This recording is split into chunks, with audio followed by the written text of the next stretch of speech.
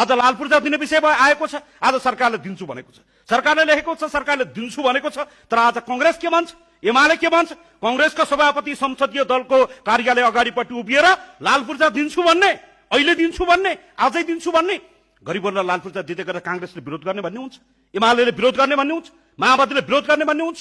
अहिले मानिसहरूले बजारमा यसो कतै कता हुइया फैलाएको देख्छु। कांग्रेस यो रासपाको सभापतिले त छाती थाप्छु भन्नुहुन्थ्यो, खगेन्द्र सुनाले बाँके 3 नम्बर क्षेत्रमा छाती थाप्छु भन्थे, कहाँ गयो भनेका छन्?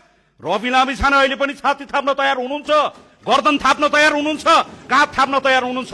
तपाईले ठेक्का लिनु भएको थियो, हामी यो समुदायको जिम्मा लिन आएका हौं।